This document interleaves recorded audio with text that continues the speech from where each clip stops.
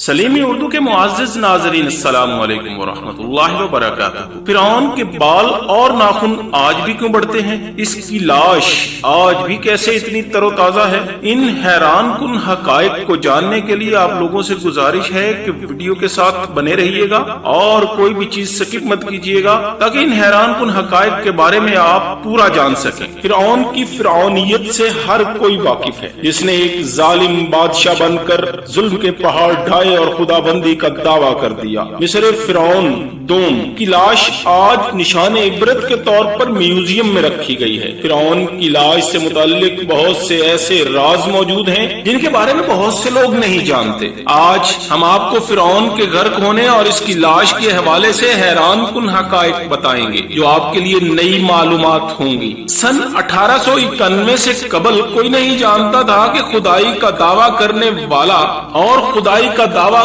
करने वाले फिरौनों की लाशों का क्या हुआ था और इनकी बाकियात कहाँ हैं, या कहीं हैं भी या नहीं। तमाम आसमानी किताबों में इस वाक़े का जिक्र आपको तफसील से मिलता है। अल्लाह के पाक पैगंबर हजरत मूसा अलैहिस्सलाम और बनी इसराइल की कौम का पीछा करता हुआ फिरौन समंदर में अपनी फौज समेत गर्क हो गया था, जबकि अल्लाह के पाक पैगंबर हजरत मूसा अलैहिस्सलाम और इनकी कौम को पानी के दरमियान से रास्ता बनाकर रब्बे ताला ने खुद दिया था। लेकिन फिरौन की लाश का क्या हुआ, ये किसी किताब में नहीं लिखा। लेकिन कुरान मजीद में जालिम फिरौन के अंजाम से मुतल्लिक अजीब बात मौजूद है, जिसकी किसी को समझ न थी। कुरान करीम की सूरह यूनुस की आयत नंबर 92 में अल्लाह ताला ने इरशाद फरमाया, जिसका तर्जमा है, सो आज हम तेरी ही लाश को निजात देंगे ताकि तो इनके लिए निशान इबरत हो जो तेरे बाद हैं, और हकीकत यह है कि बहुत से आदमी हमारी निशानियों से गाफिल हैं। ये वाकया आज से 3500 साल कबल पेश आया था। फिरौन के डूब मरने के बाद फिरौन की लाश को अल्लाह के हुक्म से बाहर फेंक दिया गया था, जबकि बाकी लश्कर का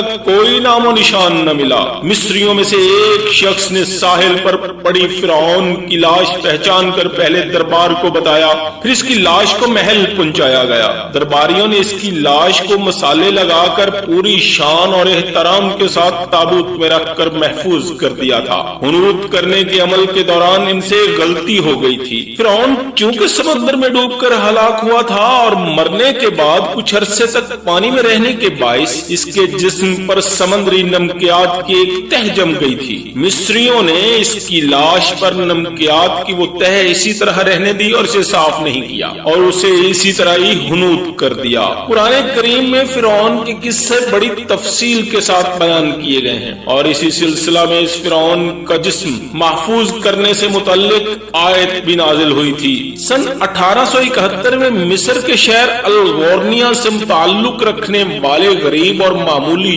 चोर अहमद अब्दुल रसूल को फिरौनों की हुनूत शुदा लाशों की तरफ जाने वाले खुफिया रास्ते तक रसाई मिल गई थी। अहमद अब्दुल रसूल नवादरात चोरी करके बेचा करता था। एक दिन वो दरियाए नील के किनारे तबीसा के मकाम पर इसी सिलसिले में फिर रहा था, जब इसे इस खुफिया रास्ते का इल्म हो गया। जब वो वहां से नवादरात चोरी करने के लिए सुरंग खोद रहा था, तब इसे कुछ लोगों ने पकड़ लिया और पुलिस के हवाले कर दिया। इसी जगह की मुसलसल खुदाई अमल में लाई गई और साल 1891 को दूसरी मम्मियों के साथ फिरौन की लाश भी मिली।